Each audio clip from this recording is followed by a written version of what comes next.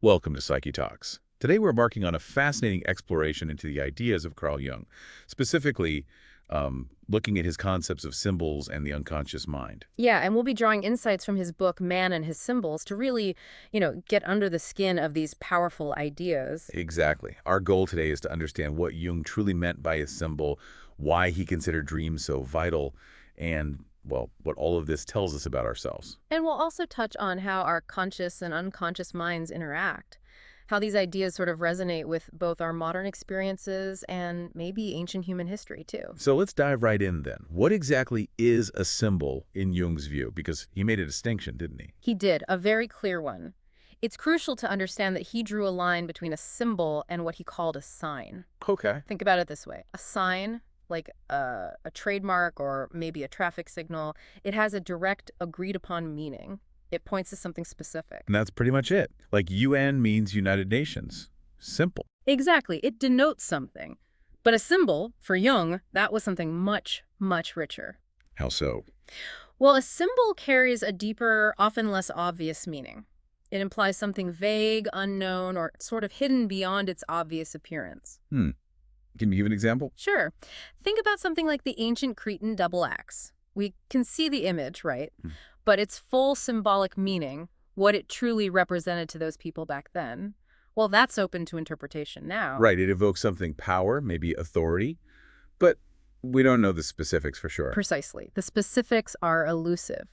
Or think about those animals sometimes seen in old churches, the lion, the eagle, the ox. Ah, yeah, representing the evangelists. Someone unfamiliar might just see animals. Exactly. They don't realize there's this whole other layer of meaning. It requires a certain cultural or symbolic understanding to unlock it. So these aren't just decorations. Not at all. They carry symbolic weight. And Jung pointed out that even widely recognized images, like, say, a wheel or a cross, have these symbolic meanings that people still debate and explore. They hint at ideas that go beyond simple reason.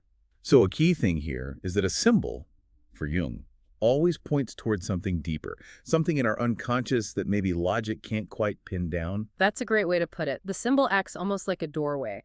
As your mind engages with it, it can lead you to insights that your rational thinking alone can't fully articulate or, define. Like the wheel suggesting cycles or fate, things you can't just dissect scientifically. Exactly. You can't put the concept of the divine under a microscope, for instance. The symbol hints at it.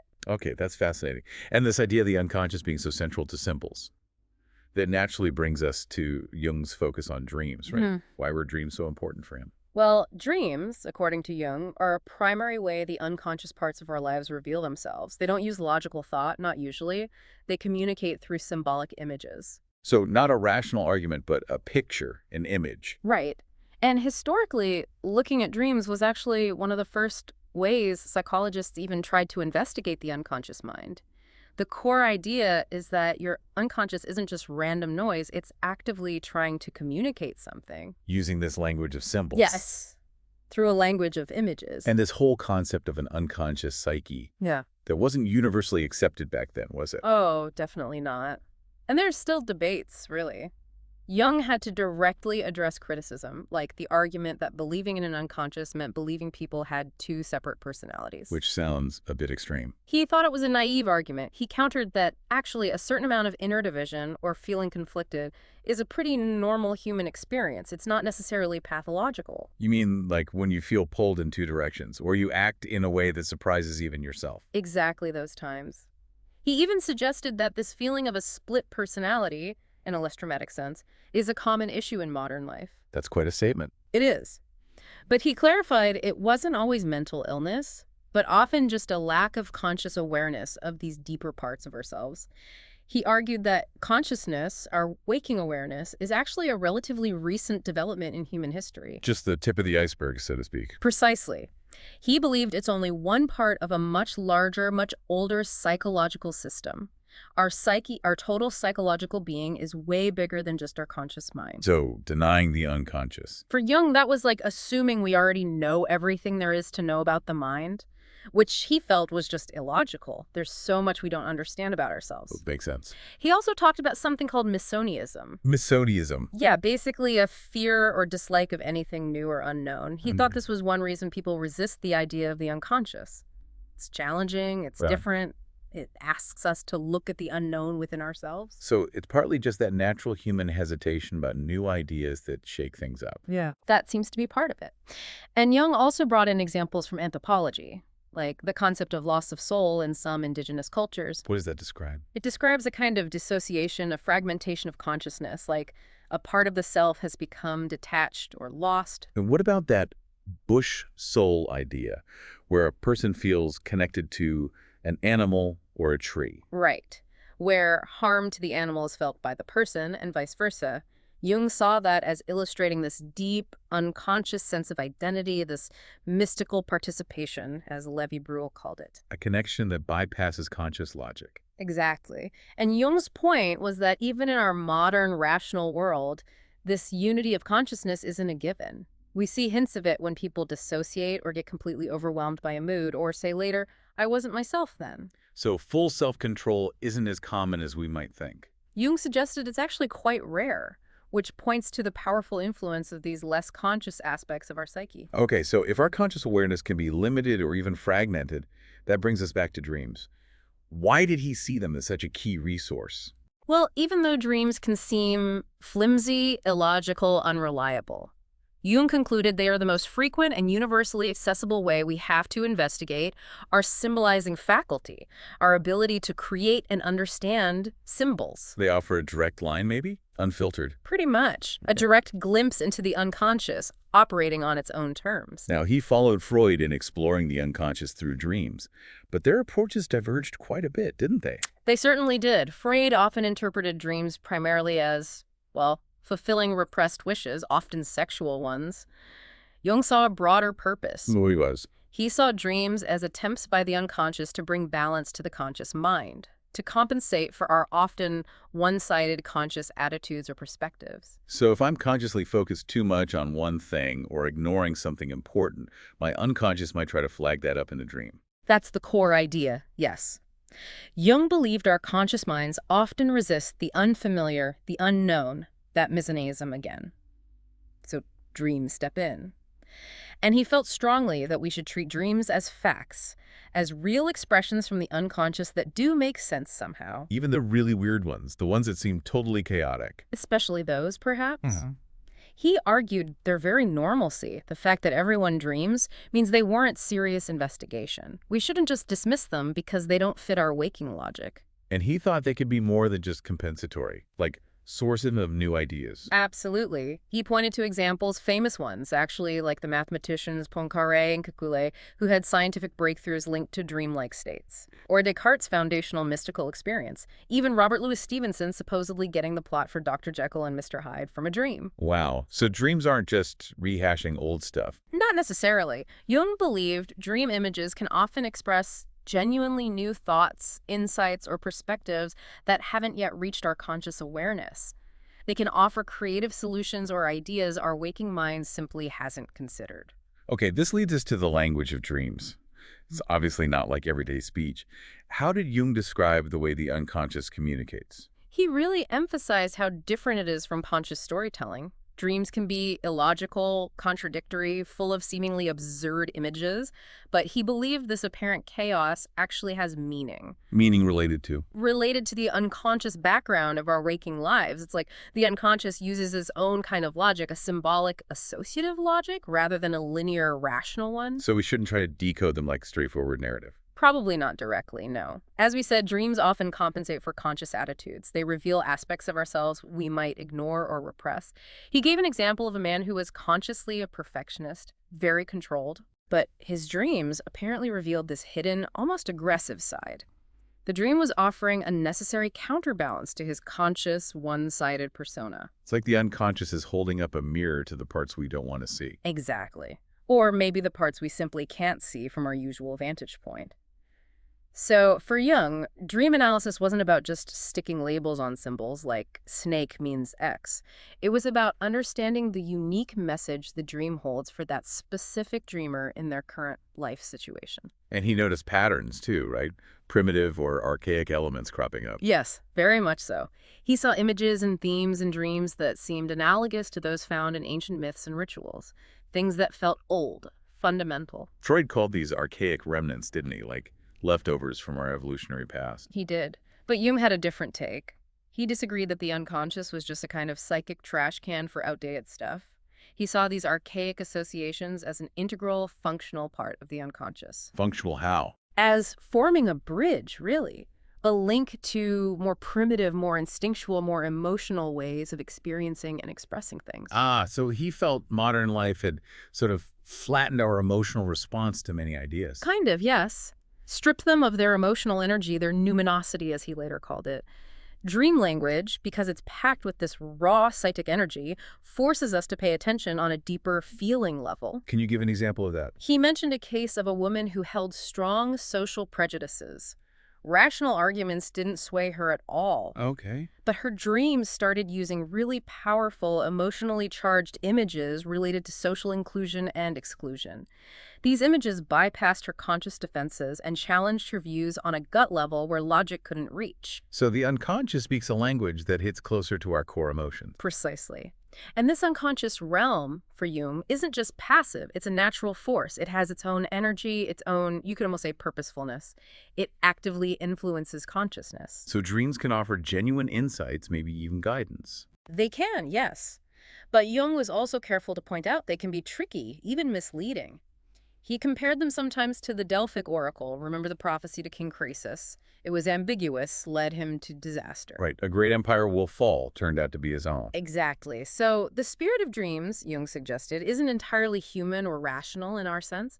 It's connected to nature, to ancient mythologies, to something deeper and sometimes more ambiguous.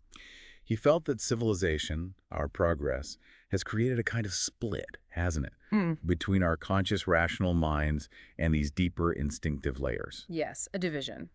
But those instincts, he argued, haven't vanished. They remain active in the unconscious and express themselves, often quite vividly, in dreams. So the dream symbols become messengers. Essential messengers, bridging the gap between the instinctive and the rational parts of our mind. They work to compensate for imbalances, aiming for a kind of mental stability or wholeness. And this differs from Freud's main idea about dreams guarding sleep or just disguising wishes. Jung thought that was too narrow.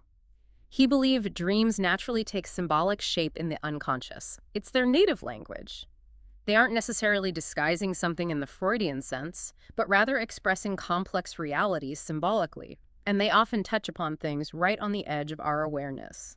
It sounds like the unconscious is constantly trying to engage with us, using this symbolic dream language. That's a really good way to think about it. It's trying to bring important things to our attention, things we might be missing in our waking lives. Learning to understand this language, Jung believed, was key to self-understanding. And sometimes these symbols felt universal, didn't they? He found recurring patterns across different people, different cultures. He did. This was a major discovery for him.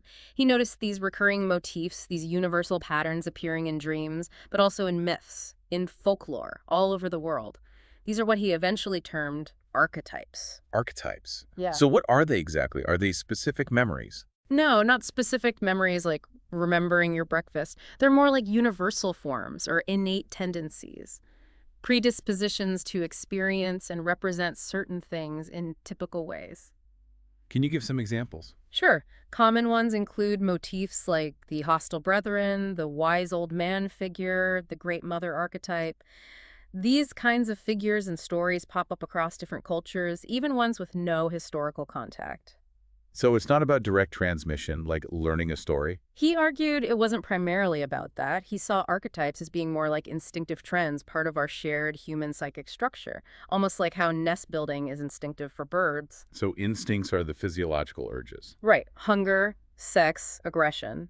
And archetypes are how those urges manifest symbolically in the psyche, through these recurring images and themes. They have no known origin, Jung said, and they reproduce themselves pretty much everywhere. And this explains why people sometimes dream of things they couldn't possibly know consciously. Exactly. He had cases where people, like a professor he mentions, had dreams or visions containing incredibly specific imagery, say, from a 400-year-old book they'd never seen.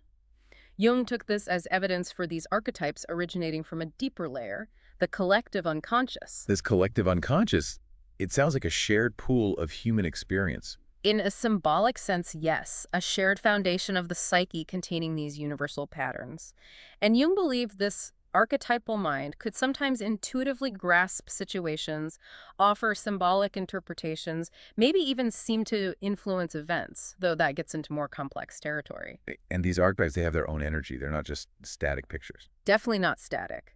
Jung described them as having their own initiative and energy. They function a bit like complexes, those emotionally charged clusters of ideas in the personal unconscious. They can appear and disappear somewhat independently of our conscious will. And they hold a certain fascination. A peculiar fascination, yes. Just like personal complexes can grip us, archetypes hold a powerful draw. When these archetypal patterns get activated on a social level, they create myths, religions, philosophies, things that shape entire cultures. So myths aren't just old stories. Jung saw them as much more, like a form of collective mental therapy almost. They address universal human anxieties: hunger, war, sickness, death. Think about the hero myth, the hero battling darkness. That resonates universally because it speaks to an archetypal struggle. And the rituals associated with these myths. They evoke powerful emotions, connect people to these deep patterns. Jung believed myths originally sprang from primitive storytellers, from their dreams and powerful fantasies reflecting these archetypal stirrings. But later, people tried to rationalize them, explain them away. Yes, later, more rational minds often tried to interpret myths as just exaggerated history or allegories for natural events.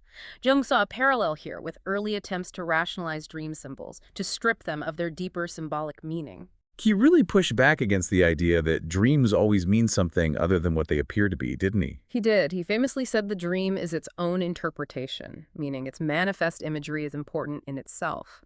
But crucially, he stressed that its contents are symbolic and usually have multiple layers of meaning, not just one simple translation. Understanding these symbols, then, it requires more than just logic. Absolutely. Jung felt that imagination and intuition are essential, alongside rational intellect. He pointed out that even in science, especially at the higher levels, intuition plays a vital role in forming hypotheses. So intuition helps unlock the symbol. It can, working through the unconscious. But he also cautioned that intuition needs to be grounded. It needs checking against factual knowledge and logical connections. Otherwise, it can lead you astray into false certainty. Scientific theories themselves, he reminded, are attempts to explain facts, not eternal truths. Now, Jung differentiated between types of symbols, right? Right. Natural versus cultural. Yes. He saw medical psychology, his field, as focusing primarily on natural symbols. These emerge spontaneously from the individual's unconscious, representing variations of those basic archetypal images with deep, archaic roots. And cultural symbols. Those are the ones often found in established religions or traditions. They express what are considered eternal truths. Think of the cross in Christianity or the wheel in Buddhism. These symbols undergo transformations over time, but they tend to retain their power, their numinosity, and can function almost like deeply ingrained beliefs or even prejudices. And suppressing these cultural symbols, or just ignoring them, that doesn't make their energy go away. Not according to Jung. He believed repressing or neglecting them doesn't eliminate their psychic energy. Instead, that energy can feed unconscious tendencies, potentially creating a destructive shadow side, both individually and collectively. He felt modern rationalism had weakened our ability to respond to these powerful symbols. He did. He worried that by prioritizing rationality above all else, we've lost touch with these numinous symbols and the spiritual values they carry. This makes us potentially more vulnerable to the psychic underworld, to irrational forces erupting from the neglected unconscious. Like losing that connection where thunder might have felt like God's voice, or spirits resided in rivers and trees. Exactly. That symbolic connection to nature, that feeling of mystical participation, has largely been lost for many modern people. That emotional energy drains away, and Jung thought it gets compensated for, often inadequately, by dream symbols trying to express our original instinctual nature in a language we struggle to grasp. Even our words have lost some power. He thought so. Modern speech often lacks that deep connection to the thing it describes. Words like ghost or spirit don't necessarily conjure the same immediate powerful feeling they once might have.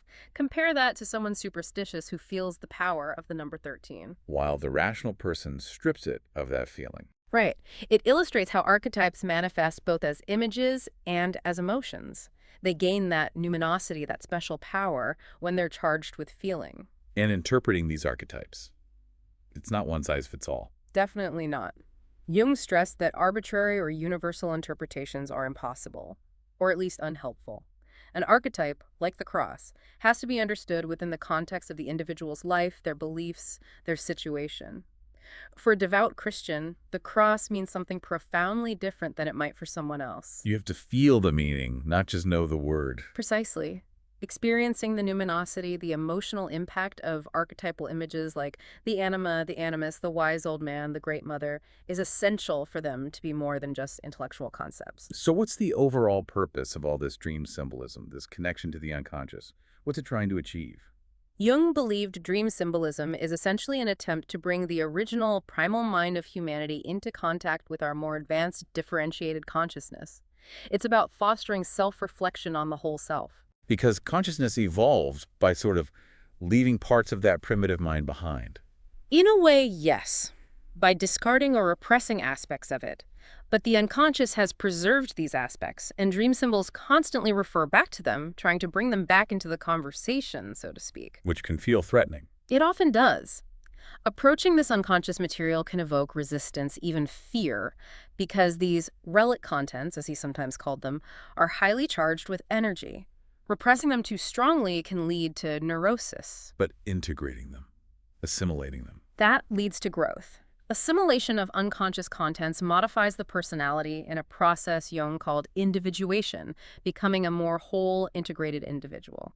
Symbol interpretation is a key tool here, helping to reconcile the opposites within the psyche. But it requires engaging with the living reality of the symbols, not just treating them like dictionary definitions. Absolutely critical. Treating archetypes as mere words without acknowledging their emotional power, their living reality, leads to superficial understanding.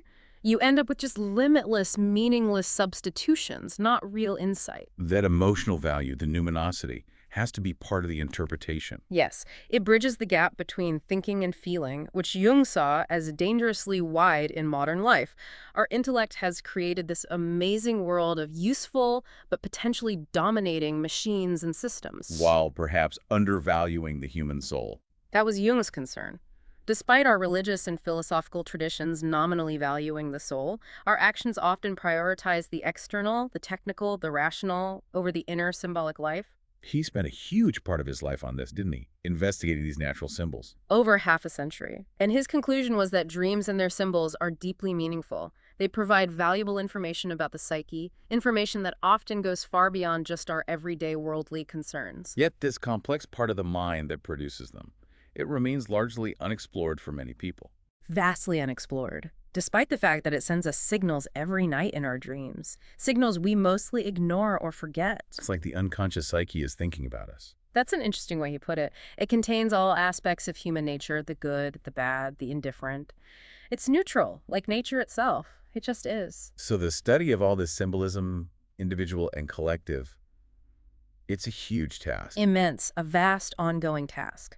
But Jung felt the early results were incredibly encouraging for understanding ourselves, understanding present-day mankind, and maybe finding a path towards greater wholeness. This has been a truly enlightening deep dive into Carl Jung's foundational ideas about symbols and the unconscious, drawing directly from man and his symbols. Yeah, and while we've really only, scratched the surface, hopefully this exploration has given you some valuable insights to consider. Definitely. Exploring the symbolism within your own dreams. Maybe looking differently at the deeper meanings behind images you encounter every day. It really can be a profoundly enriching journey of self-understanding.